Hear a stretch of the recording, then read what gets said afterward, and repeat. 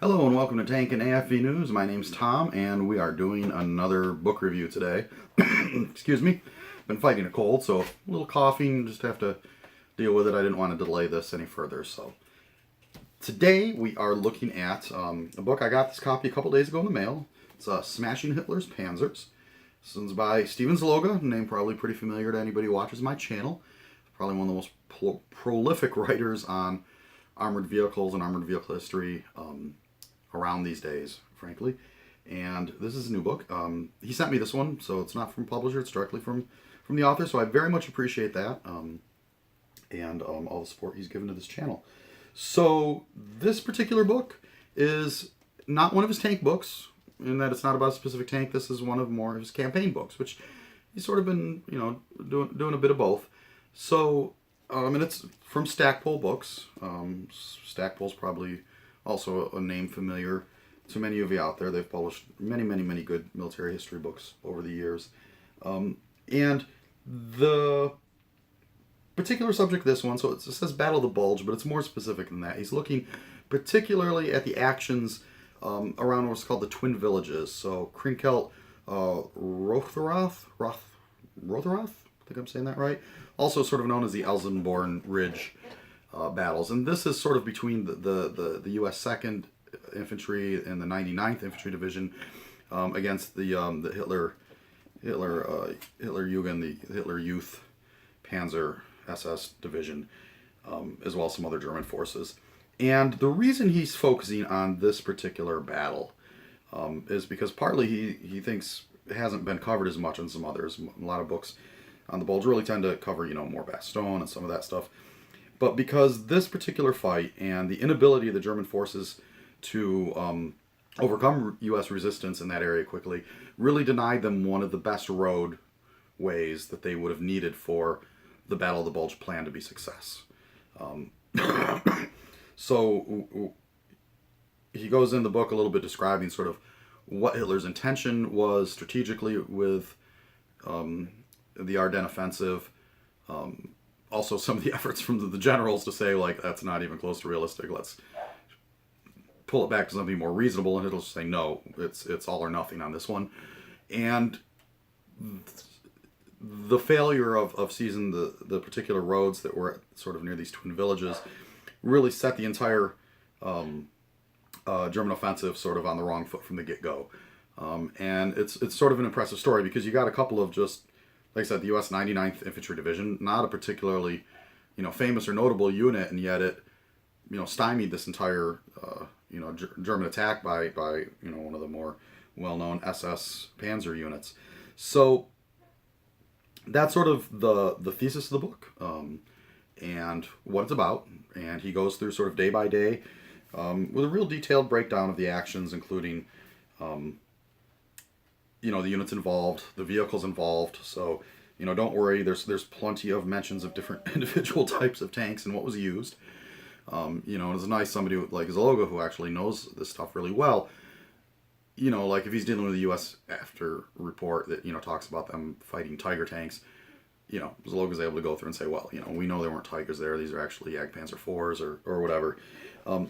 Now, as to the book itself, this one's a little different than some of the previous Stackpole books. So people might know, like, a year or so ago, he did one called Patton versus the Panzers, which looked at the Battle of Arcourt. And this one's, the format's more like some of his other ones, like Armored Thunderbolt, where it's more of a larger format with glossier paper and lots of illustrations and pictures.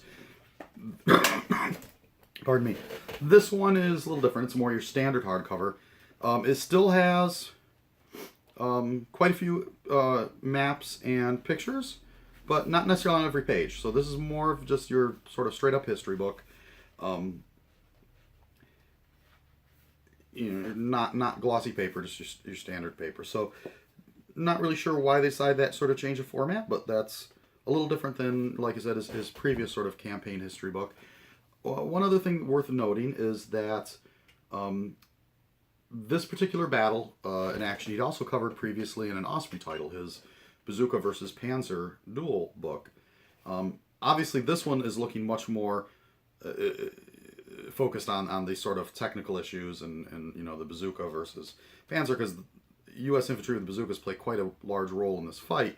I'm assuming he kind of was, when he was researching this book, he kind of, you know, had the material, found the material for this one too, so it's sort of two birds with one stone. But this one makes a nice little companion piece, I would say, to Smashing Hitler's Panzers. If you're curious a little more into some the details about the U.S. bazooka and the role it played in that battle, because it does get mentioned quite a bit in this.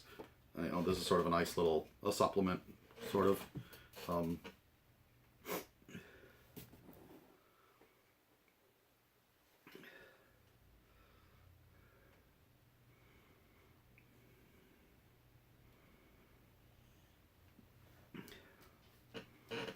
Now, as I said, he goes sort of through the battle, sort of day by day, and describing what's going on, and you know, backs up his thesis pretty well. That this battle pretty much sort of got the whole German offensive off to the wrong foot and doomed it from the beginning.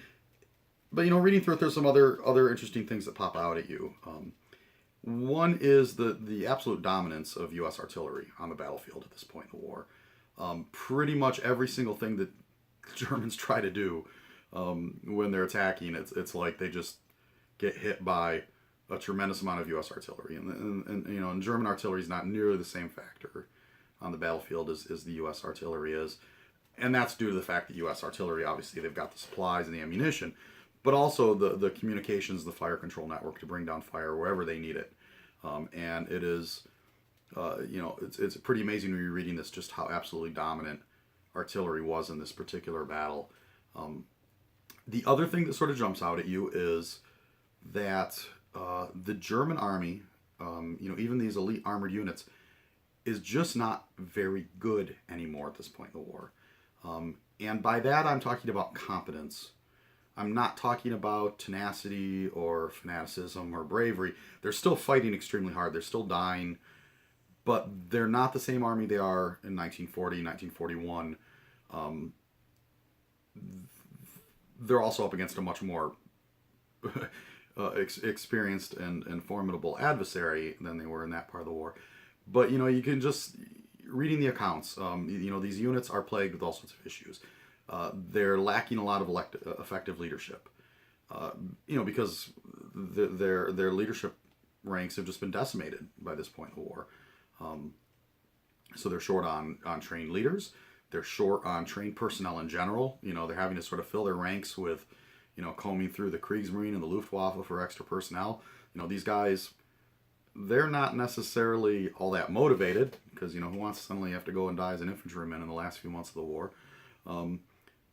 And their training might not be up to snuff. So you also just see, you know, in some of these forces, interesting, like the reconnaissance units just aren't, you know, doing the things they're supposed to do in some of these battles.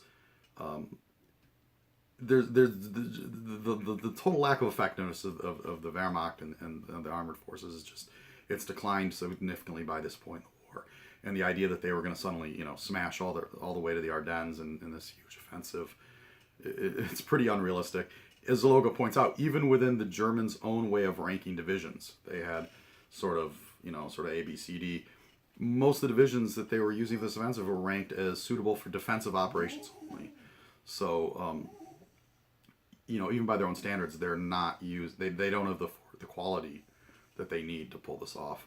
On the U.S. side, what's interesting is that, you know, we're not talking about elite U.S. units, the 99th Infantry Division, you know, and yet these guys, you know, you read this account, they're fighting tenaciously, they're fighting smart, you know, they're up against really tough odds, but they're really doing the job. And they also have, like I said, they got the massive amounts of artillery support backing them up. They're getting the job done. So, you know, it's interesting comparison of where these two armies are at this point in terms of effectiveness.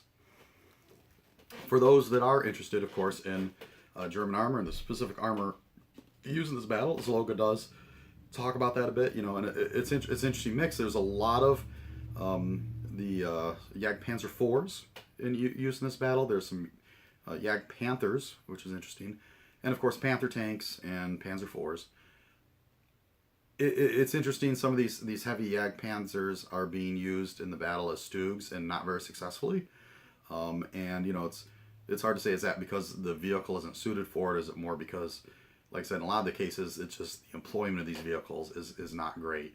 And sometimes the Germans don't have a choice. There's one part in here I remember where they're assaulting a town with Panzers without much infantry support. Well, everybody knows that's a terrible idea, but it's not that they had a choice. They had infantry at the beginning, but the U.S. artillery fire was so effective that it basically just stripped their infantry support even before they even get to the objective. So again, the role of U.S. artillery in this battle, it's pretty eye-opening. But it does give some accounts of these different types of armored units in action. And frankly, the German armor does not really, whatever technical advantages it had this stage in the war, and of course by this point in the war they're putting out some really impressive machines in terms of firepower and armor and size, in the sort of very difficult tactical situation they're in, which they're in forest, they're in fog, they're in towns, a lot of those advantages are just nullified. It doesn't matter. And it's all about just having enough vehicles and trying to maintain them in the field, because they're losing vehicles to mines, to bazookas, to infantry, the kind of things that it doesn't matter if you've got a massive Panther with a whole bunch of frontal armor and a big gun on it. Any sort of tank, you're going to have losses. And you also see the limitations, the Germans' inability to recover some of these vehicles and repair them quickly hurts these in these battles as well. So you can just sort of see that at this stage in the war, even though the German vehicles are individually becoming more impressive, their effectiveness is declining because the entire effectiveness of the Panzer Force overall has degraded. It doesn't have the training, it doesn't have the resources, it doesn't have the repair and recovery abilities. It's just an entire organization in decline. And you don't really get that when you're looking at books and just reading about the technical details of these vehicles. When you start reading these actual campaign accounts about what's going on the ground, you can see what really makes certain vehicles and certain organizations successful and others less so. So that's my review of Smashing Hitler's Panzers. Highly recommend it. So if you have a World War II history buff in your family and you're looking for maybe a Christmas gift, because of course the gift season's coming up, you could do worse than this, particularly if it's somebody who's just into the Battle of the Bulge or armored warfare. So again, this is available on Amazon and bookstores everywhere, I assume. So that is my review of Smashing Hitler's Panzers by Steven Zaloga. Hope you enjoyed it, and we will catch you on the next one.